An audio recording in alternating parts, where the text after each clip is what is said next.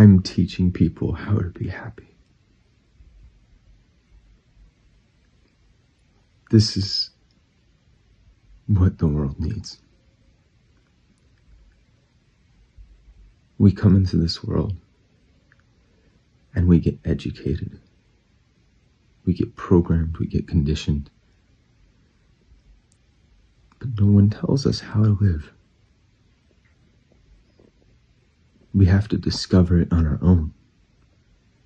It's one of the most fundamental things that everyone should be taught, is how to be happy. And we don't receive it.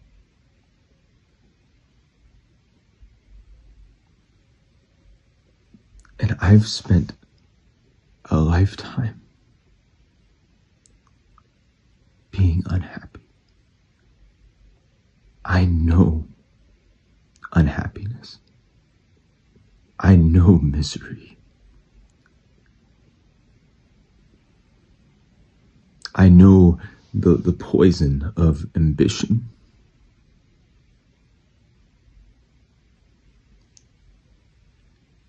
And ambition, what I mean by that is not pure ambition, meaning coming from the heart. I know ambition when something pure that comes from the heart gets hijacked by the mind. And your whole well-being depends on the fulfillment of that ambition. And it might never happen. So you spend a lifetime in pain and misery.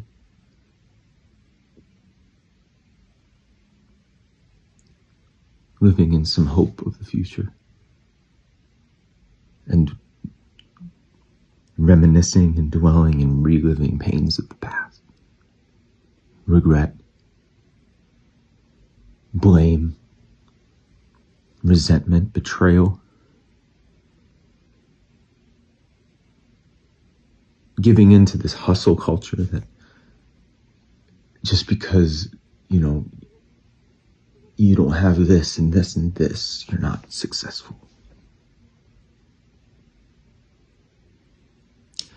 I'm here to tell you that if you have what I'm talking about, if you discover the true treasure that everyone is actually looking for, if you discover eternal peace within yourself, you are the richest person to ever live.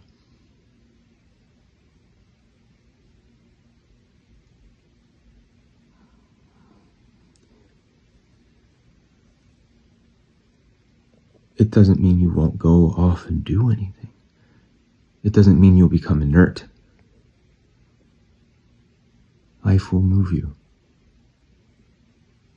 The winds of change will inevitably take you. The river of life will take you down its stream, which it's already doing.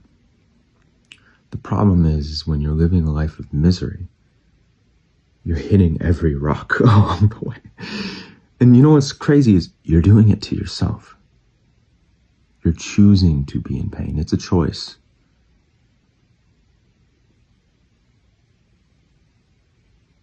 But you don't realize it. So that's why we call it awakening. You have to wake up. You are the cause of your own misery. You are the reason for your heaven, and you are the reason for your hell. I'll even add purgatory in there. You're the reason for your purgatory, where you're kind of in between both worlds. I call that meing and being, right? You're teetering in this half awake, half asleep state, where sometimes you're very awake, sometimes you're very asleep, and then you just keep going back and forth. Suffering and grace, suffering, grace, suffering, grace. Yeah. I'm teaching liberation without a substance.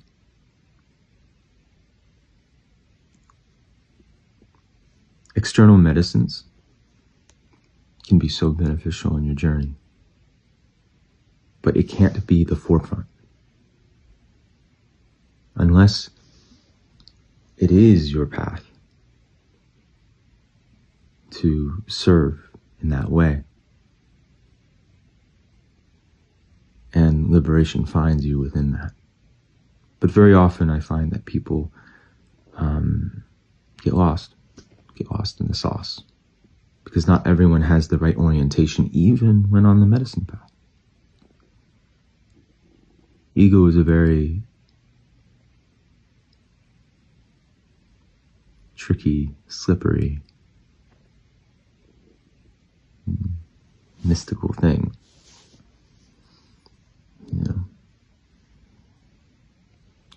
So, if you're on my page, I'm really teaching you how to be happy, regardless of circumstance. If you get anything from this video, it's your happiness is a choice, and you can choose it in every moment. And the more that you choose it in every moment, the more likely it is for it to eventually become your natural state. And this is really not the correct wording of this, because you don't become this. You discover you are this. Everything is this. You have been this all along.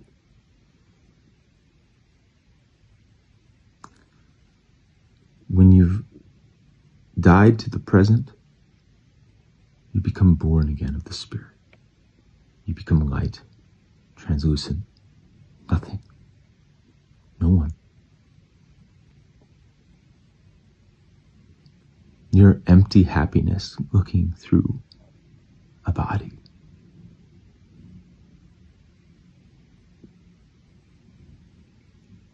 And you're so full of feelings because you finally come alive to your experience. Just watching a bee getting nectar from flowers will cause you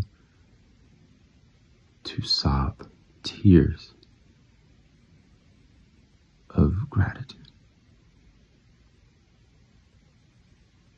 Your life becomes the prayer. Gratitude is the prayer. You become a living embodiment of gratitude. And when this person, this ego, this constructed thing that you and society, your parents have programmed you since birth to be, just completely evaporates, what's left is a presence. You won't just be sitting there with your tongue out. It's not like that. What's left is a joyful presence. And you have grace.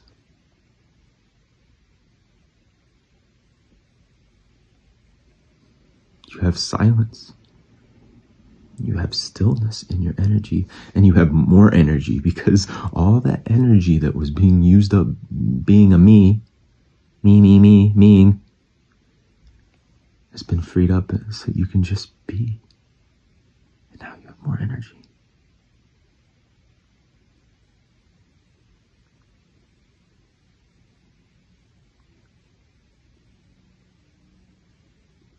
Happiness is who you are. Joy. You are happiness. You are joy. You are peace. You are stillness. You are the silence of the heart. You are the wisdom of the heart.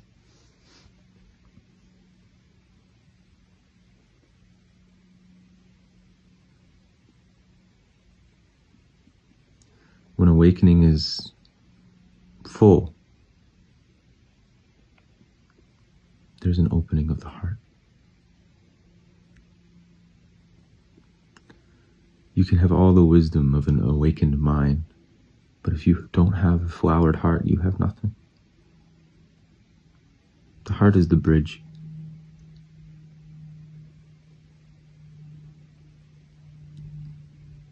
Love is the way.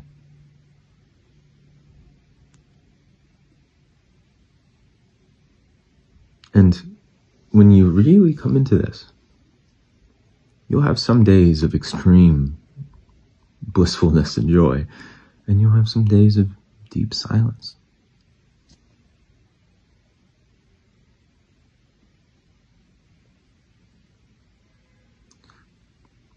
But the difference between a passing emotional awakened state and true awakening is that this is not a state.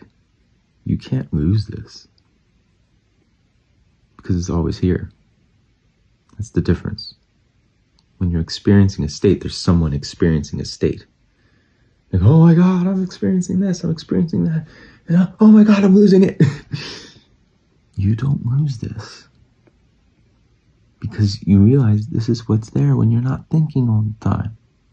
You don't even have to think about a state. This is just clarity. It's your natural being.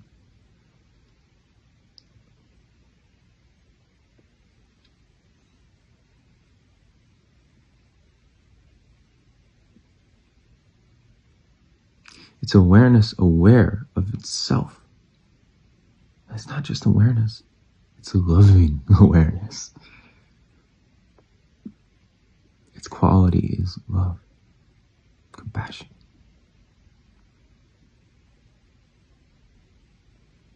In Sanskrit, they say that you are Satchitananda. You are that, everything is that, all there is that. Your true nature is Satchitananda. Existence, consciousness, and bliss.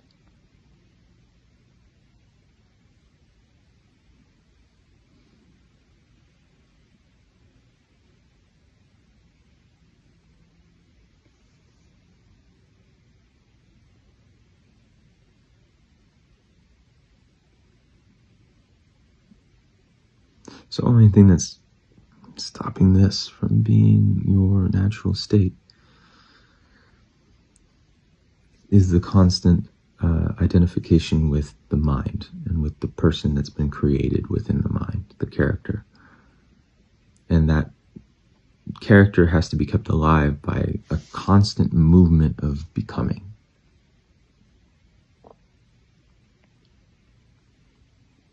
And the nature of that becoming is to just get lost in thought. And thoughts are usually about the future or the past. It's never about the present, because when you come into the present, you're like, oh my God, there's nothing to think about. There's nothing to worry about. I am. You just are.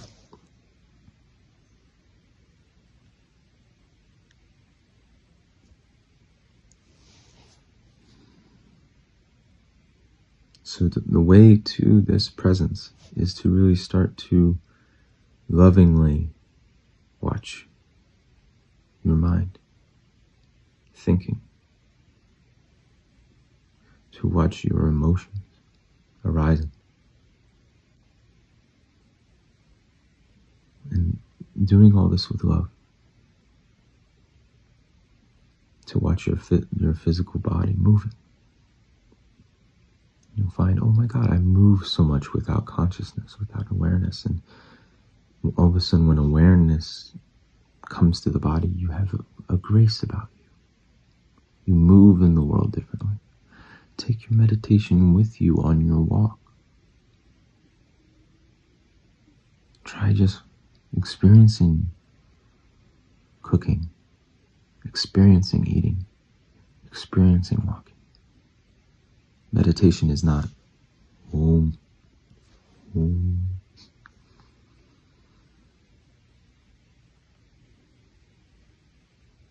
Meditation is experiencing life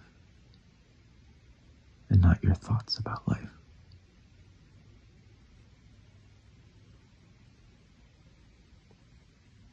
And let go. Completely let go. Surrender to the flow of life and accept everything that life gives you with gratitude and open arms. This is the way.